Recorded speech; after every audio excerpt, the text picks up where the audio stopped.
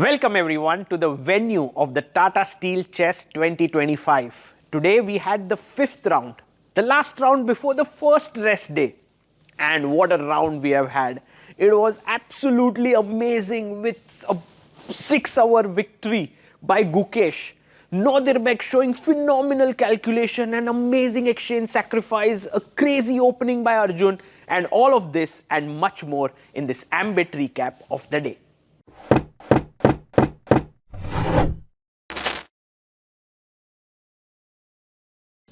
Let's start with the game between Gukesh and Vincent Keymer.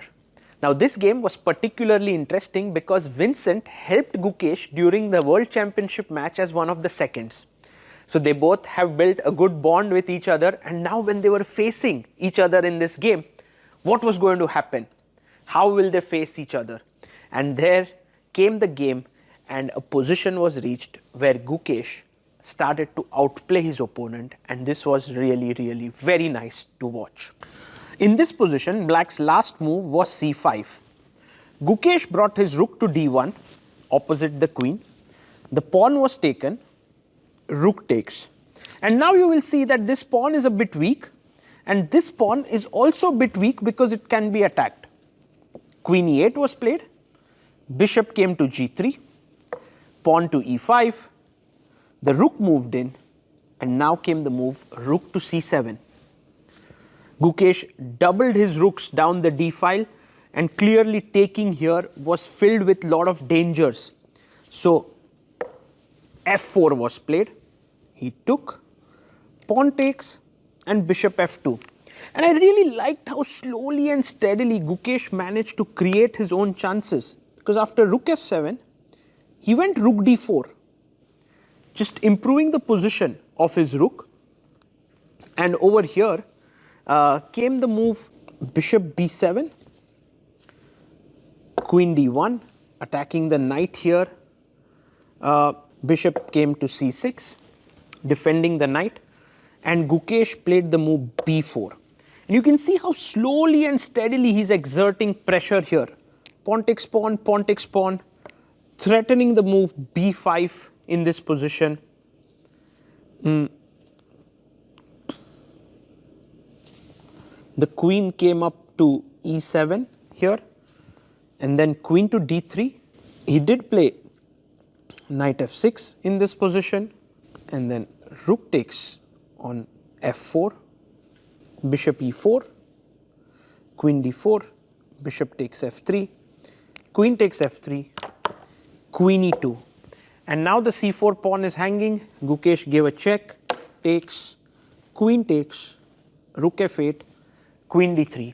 And just like that, Gukesh was a pawn up, and he managed to convert this into a winning endgame. The way in which Gukesh converted this position reminded me a bit of Magnus Carlsen, that the opponent doesn't realize where he had gone wrong, but bit by bit, he's able to make inroads into the game. And that was very special to watch, and that gave Gukesh a very important point and moved him just half a point shy of the leaders in the tournament. Next up, we are going to see a game between Jordan van Foreest and Nodirbek Abdusattorov. Nodirbek showing some amazing skills of calculation. Maybe one of my favorite games here, favorite calculation moments. Let's dive right in. In this position, Nodirbek, who's playing with the black pieces, is better because he's a pawn up. But here, he spots his chance, a chance to finish off the game. And he does that absolutely brilliantly with some amazing calculation. He takes on f4, rook takes f4. This looks simple. Now, if you take with the bishop, then rook e4 pins the bishop and it's not clear. So queen takes e5. Now this rook is hanging and this rook is hanging. And here I thought, okay, this is the end of calculation, but not really. Queen a2, threatening a mate here, mate in 1. So you can't take the rook. Check is an important move. If you go king h1, bishop takes f4 creates a luft for the king, right? So you can't do that. King f1 loses the rook to a check. So rook f2 is the most logical move. And now comes this move bishop g3. And what is very impressive is that you're going to win back the exchange and have two extra pawns, But the way in which Nodirbek calculated that after check, king c7, check, b6, check, king c6, check, b5, check, king d5. This is all calculation done by Nodirbek. He has to reach a position where there are no checks. Check here, by the way, rook d1 is met with king e5 and there are no checks in the position. You can't take the rook because this is hanging.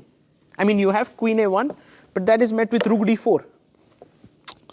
So, queen b7 check, king c4, queen f7, rook d5. An amazing move. And after this, Jordan had no checks, so he had to play rook a2. Took, rook takes, and this is pinned. I think b4 was played. And eventually the game ended in a win for black. I extremely loved this calculation of bringing the king into the center. Just goes to show what a phenomenal calculator Nodirbek is. Like he will sit at the board and just finish it. And this was just an exemplary bit of calculation by him that gave him the win. And he's now the joint leader along with Pragnananda, who drew his game today with Max Warmerdam, both of them on 4 points out of 5. Next up, we are going to see the critical moment in the game between Vladimir Fedoseev and Fabiano Caruana. After beating Arjun Erigaisi yesterday, Fedoseev was in good spirits. But little did we know that he would cause another upset, beating the top seed of the tournament, and it happened right after the time control on the 41st move.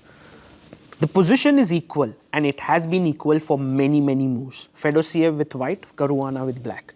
Fabi gives a check, king comes back to c2. And here, I was expecting like the many possible moves. But Caruana made a huge mistake. He went bishop g2.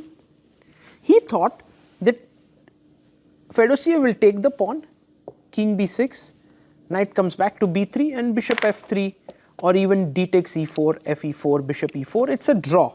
It's an equal position. But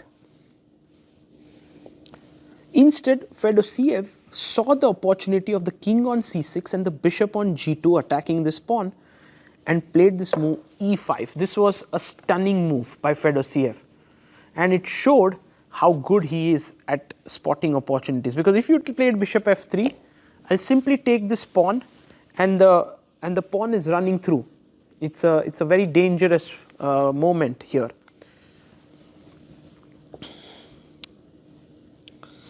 So he played fe, d, and now you will see that bishop f3 is met with knight d4 check. It's a huge problem. So here the move b4 was played, and in came check, king c5, e6 threatening to queen, so you can't take the knight, king d6, he took ab, and now bishop d5, you can't take again, it's queening, and this was a completely winning position for white, and he went on to convert it flawlessly. Fedoseev scored a brilliant win. With this win, Fedoseev is now just half a point behind the leaders. Along with Gukesh, he's on 3.5 out of 5. So after first 3 draws, he scored a win with Arjun, then with Fabi, and he's looking in tremendous form. Last up, I want to show you the game between Arjun Erigaisi and Leon Mendonça. Both of them were on half a point out of 4, so clearly the tournament was not going their way. But look at the opening choice made by Arjun. It just goes to show what a fearless monster he is on the board. Leon opened the game with d4, Arjun played knight f6, c4, e6, knight came out to f3, and now c5, d5, and here Arjun played the move b5, the Blumenfeld gambit. Very risky, but at the same time quite well known. Bishop came to g5, he took, pawn takes, and played the move h6. All is fine until now. Bishop takes, queen takes, and here queen came to c2 defending this pawn, also attacking this pawn here. And this is where, I mean, in general attacking, like looking at it, so if the bishop moves, this is hanging. Arjun played the move g5, and this was very shocking to me, because generally you do not play this move in this position. Maybe a move like d6 is normal. He went g5, knight came to c3, and already it was clear that the position is looking a bit shaky. Arjun continued with bishop g7, the pawn was taken, now threatening a check here. Knight a6, he played e3, which was a solid move, castles, a3, and d6, bishop d3, bishop d7. We reached this position where Leon was an extra pawn up, and I think Arjun had no compensation, but in the end Leon could not find a way to convert his advantage, and the game ended in a draw. Arjun Erigaisi being on 1 out of 5 just goes to show how strong this tournament is. For now, these are the standings in the Masters section. We have Pragg and Nodirbek at the top, then Gukesh and Fedoseev, and then we have the remaining players. The tournament still is 8 rounds are left, and moving into the first rest day, players will try to get a bit of rest so that they can rejuvenate themselves. The pairing that everyone's looking forward to in the round number 6 is Gukesh versus Nodirbek, because they have a rivalry that goes long back from the Chennai Olympiad, and then they have both exchanged wins against each other, and this will definitely be a game to watch out for.